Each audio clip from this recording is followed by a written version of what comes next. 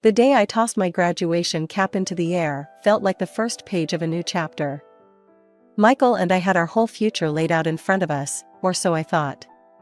We were just a couple of college sweethearts with big dreams, about to embark on what everyone hopes will be the happiest part of their life. Babe, we did it. Can you believe it? Michael wrapped his arms around me as we stood among our fellow graduates, buzzing with excitement. I know, right? It's like the last 4 years just flew by, I replied, leaning into his embrace. It was comfortable, familiar. But little did I know, that comfort would soon be tested. We decided to throw a small graduation party at my place. It wasn't much, just a cramped apartment I shared with a roommate, but it was ours for the night.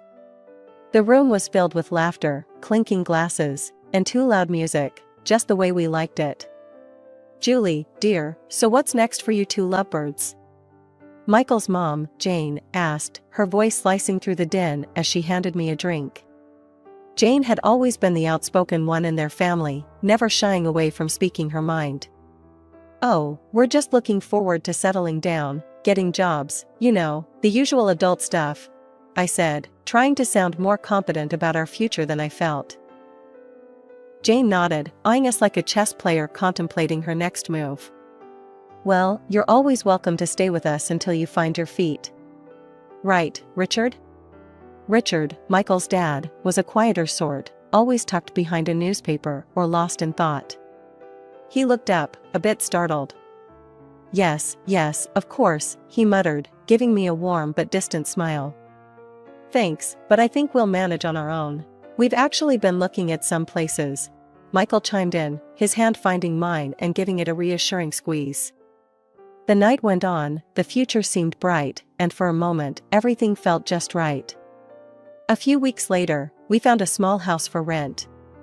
It wasn't much, but it was a start, a place for us to build our lives together.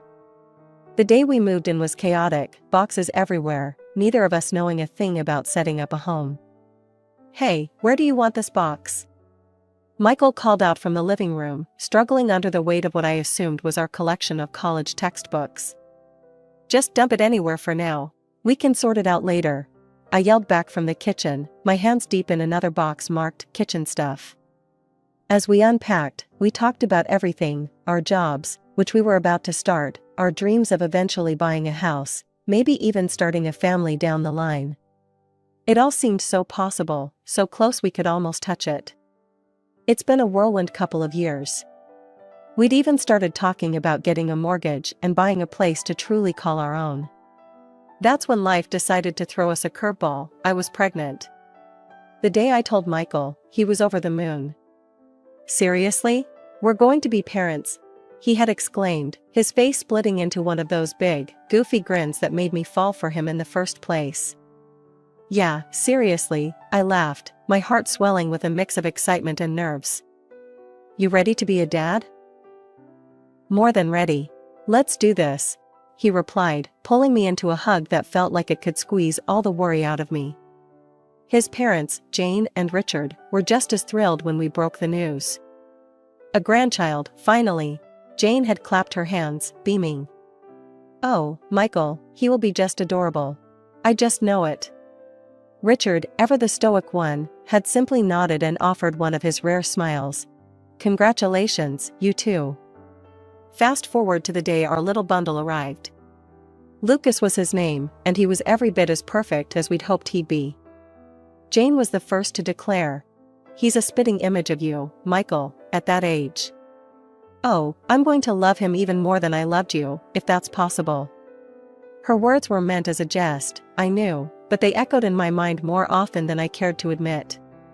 Soon enough, Jane's constant presence in our home began to weigh on me. It started out innocently enough, her coming over to help out, cook us meals, give me a chance to shower or catch a quick nap. But days turned into weeks, and her visits stretched longer and longer. By the time Lucas was 5 months old, I was gearing up to return to work, and the issue of who would watch him loomed large. Hiring a nanny felt daunting, not to mention expensive. So, when Jane offered to step in, it seemed like the perfect solution. But it wasn't long before a new worry crept in. Lucas was getting spoiled rotten. Every day I came home to new toys, new clothes, things we didn't need, things we didn't even have space for. One evening, after finding a brand new, overly expensive baby gadget set up in the living room, I couldn't hold back any longer. "Jane, we need to talk. All of this." I gestured around. "It's too much. He doesn't need all these things." Jane looked taken aback, her hands pausing in the act of folding some of Lucas's freshly laundered, designer baby clothes. "But I just want to give him everything. He's my grandson." "I know, and I appreciate that, really, I do. But he needs to learn to appreciate things, too. He can't have everything he wants." I tried to explain, my voice firm yet gentle. Before Jane could reply, Michael stepped in, his tone surprisingly sharp. "Mom's right, Julie. What's the harm in pampering him a bit? He's just a baby." I turned to Michael, frustration simmering. "It's not about now, Michael. It's about setting precedents. About him growing up thinking he can have anything he wants." The conversation ended there, but the issue didn't. I lay awake that night, wondering if I was being too harsh, or if I was just trying to be the kind of mom I thought I should be.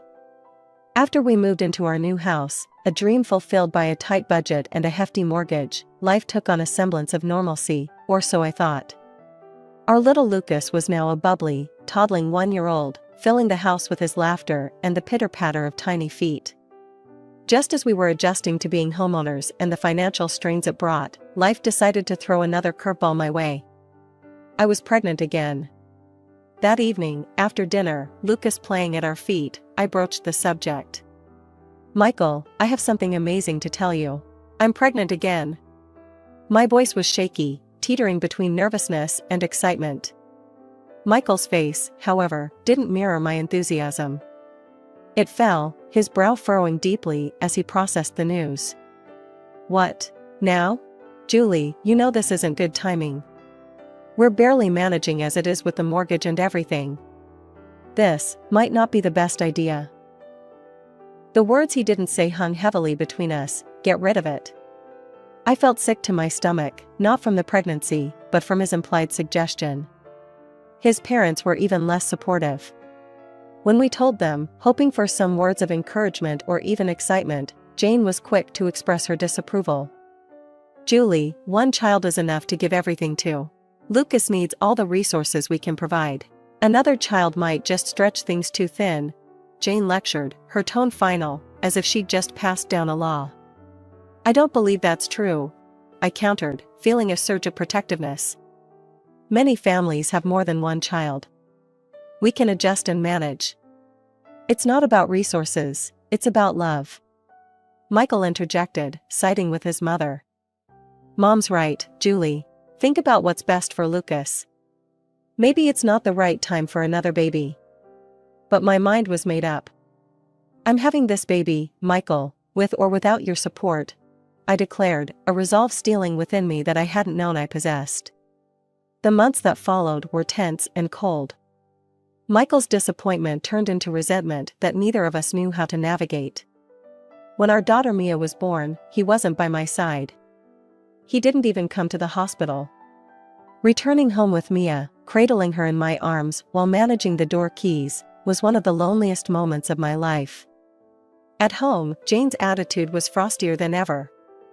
She barely glanced at Mia, her granddaughter, choosing instead to focus all her attention on Lucas. "Let me take Lucas for some time.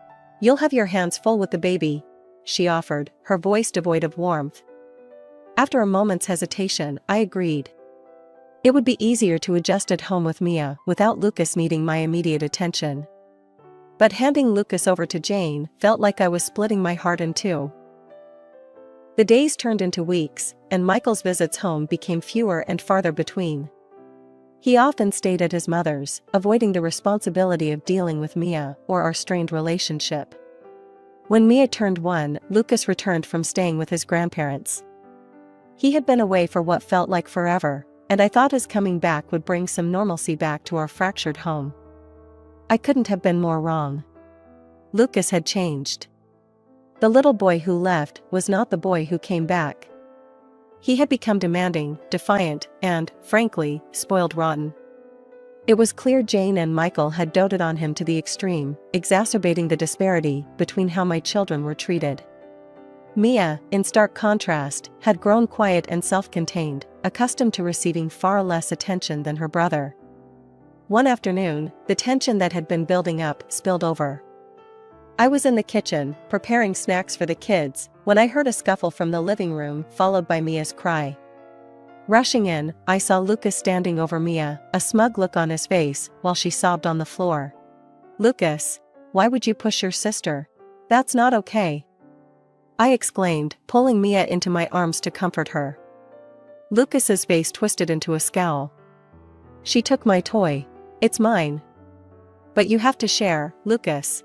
Mia didn't mean any harm," I tried to explain, keeping my voice as calm as I could manage, despite the anger bubbling inside. Lucas didn't take it well.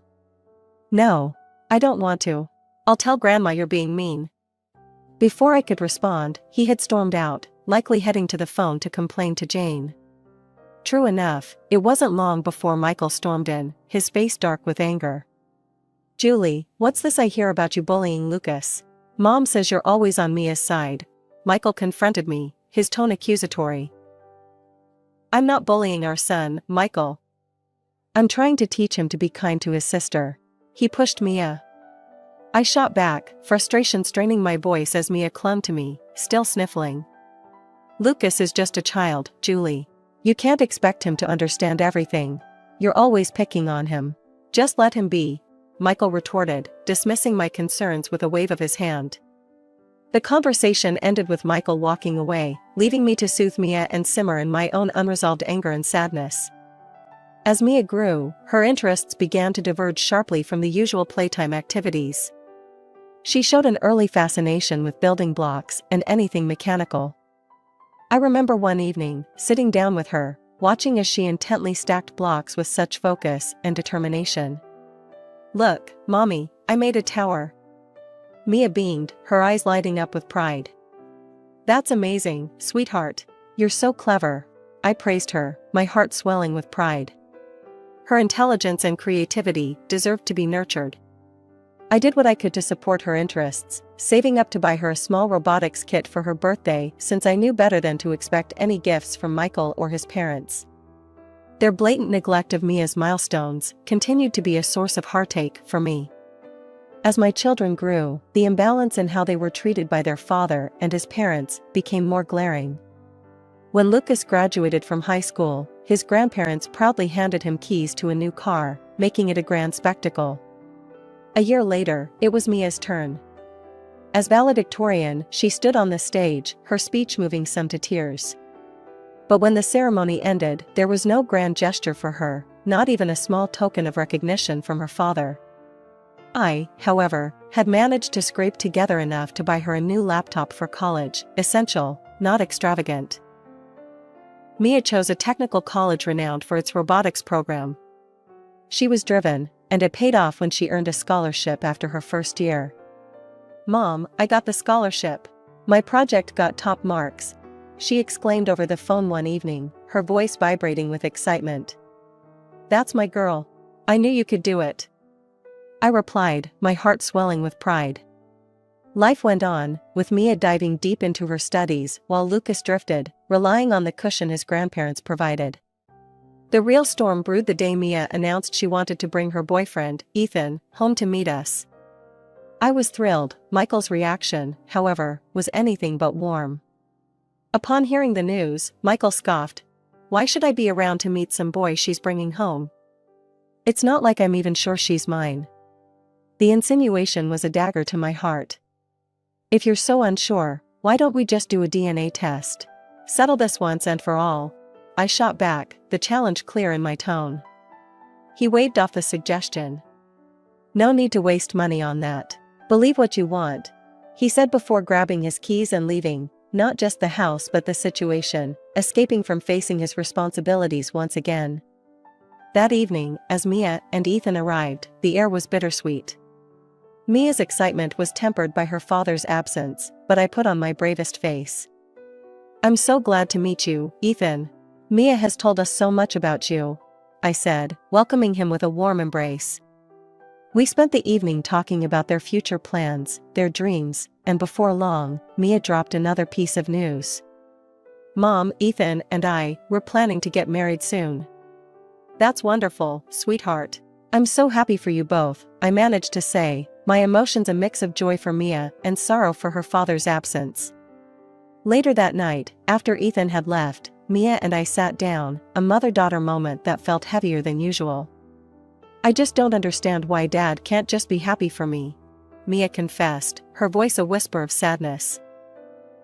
Oh, baby, I know. I'm so sorry he isn't here for you as he should be. But no matter what, remember I'm always here for you. Always, I assured her, holding her close. The day of Mia's wedding arrived, a milestone I had both dreaded and longed for, given everything that had transpired over the years. As the guests filled the small chapel, whispers of excitement mingled with the rustle of silk and satin. But there was a palpable absence, the void where Michael, his parents, and Lucas should have been. Mia, dressed in a simple yet stunning gown, her eyes occasionally darting towards the entrance, masked her disappointment well. Mom, have you heard from Dad? She asked, her voice barely above a whisper as we stood in the small bridal suite. I've tried calling him, sweetheart, but his phone goes straight to voicemail, I replied, trying to keep my tone steady despite the anger brewing inside me. Just then, a notification pinged on my phone. It was a live broadcast notification from Michael's social media. Curious and anxious, I clicked it, and there he was, not in a suit ready for his daughter's wedding but in ski gear, laughing with Jane and Richard by his side, snow-capped mountains in the background. In a moment of sheer disbelief, I typed a comment on the live broadcast, my fingers shaking. Why are you not at your daughter's wedding? It took him only a moment to see the comment. We decided this was a better use of our time, he responded callously, the camera panning to show a smiling Lucas. Family time. I felt Mia peering over my shoulder, her eyes widening in hurt and disbelief as she watched the scene unfold. She turned away, her decision made in an instant. I don't need him. I'll walk myself down the aisle. From today on, I consider my father dead to me. As the bridal march began, Mia squared her shoulders and walked down the aisle alone. At the altar, Mia turned to the gathered friends and family, her voice strong and clear.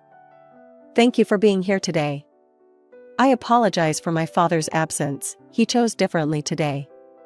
After the ceremony, at the reception, Mia invited the guests to watch a video she had prepared. I made this for my father, to show him what he missed throughout my life, she announced, her voice cracking slightly with emotion. The video was a compilation of clips, birthdays with no presents from her father, holidays where her brother was the center of attention, numerous moments of being overlooked and ignored by her grandparents. The stark contrast of her childhood next to her brother's was painful and poignant. The room was silent except for the occasional sniffle. As the video ended, the support for Mia was overwhelming. Guests approached her, offering words of comfort and admiration for her strength. Later that evening, Mia took the stage, her eyes scanning the room, landing on me. I want to thank my mom, the strongest woman I know, for everything. She gave me life, and then she gave me everything she could to make it a good one, despite everything else. As the guests stood clapping, I felt a mix of pride and a deep, searing pain for all that Mia had endured. But seeing her there, resilient, successful, and loved, I knew that despite the failures of others, we had triumphed. The next morning, as soon as the sun rose, I started packing. Michael and Lucas were still at the ski resort, their absence now a blessing in disguise. I moved quickly, sorting through years of accumulated life, deciding what to take and what to leave behind. By noon, I had rented a small apartment close to my work and had my essentials packed and ready. I called a lawyer recommended by a friend and set up a consultation. Make sure everything is in order for the property division, and I'll need to discuss potential alimony, I instructed over the phone, my voice steadier than I felt. I left the divorce papers on the living room table, a silent message to Michael that I was done.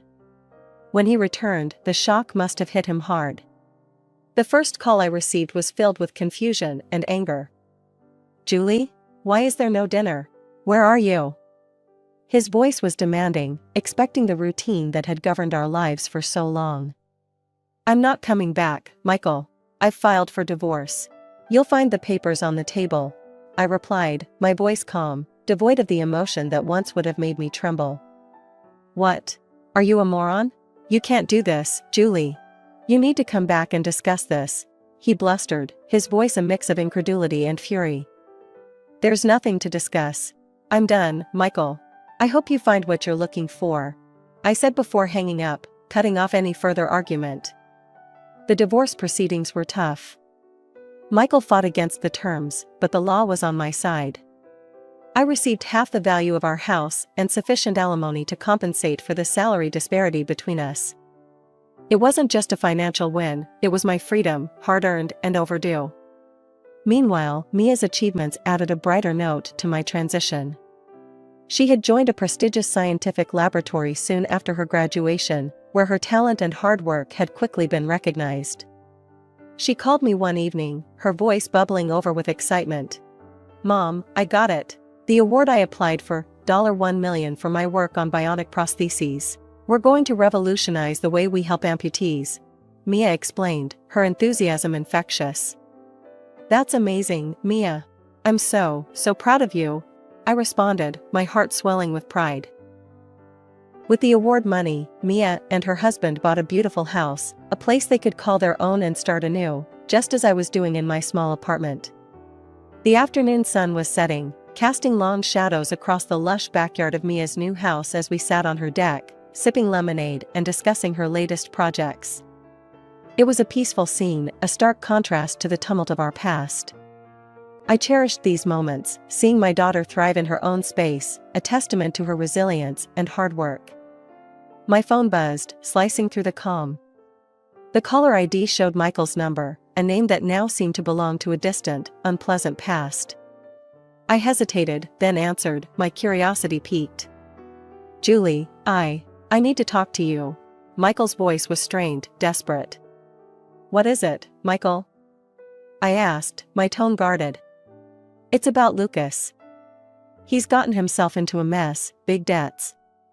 We've had to sell the house to cover some of it, but it's not enough.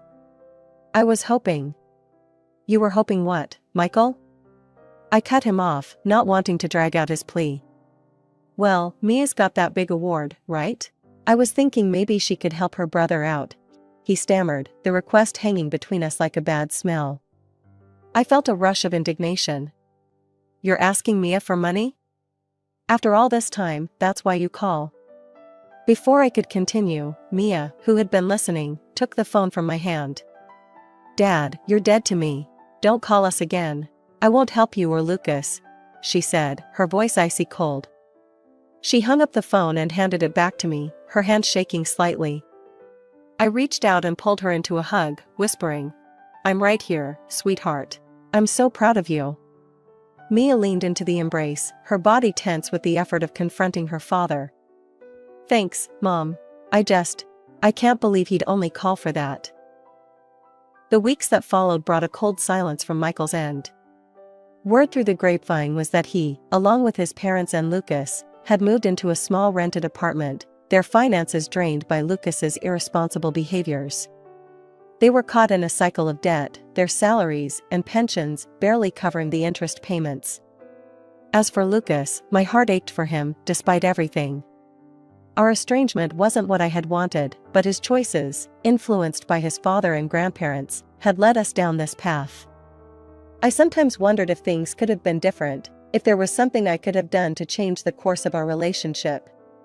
One quiet evening, as Mia and I sat watching an old movie, she turned to me, her eyes thoughtful. "Mom, do you ever regret how things turned out with Lucas?" I paused, considering her question. "I regret that he's in trouble and that he's cut off from us. But we made our choices with the best intentions, Mia. Sometimes, that's all we can do." Our lives had diverged sharply from where I once thought we'd be. Michael and I were worlds apart, not just in distance, but in every way that mattered. Lucas, caught in his own spiral, seemed a universe away. But here with Mia, in her success and stability, in the warmth of the life she'd built, I found a bittersweet peace.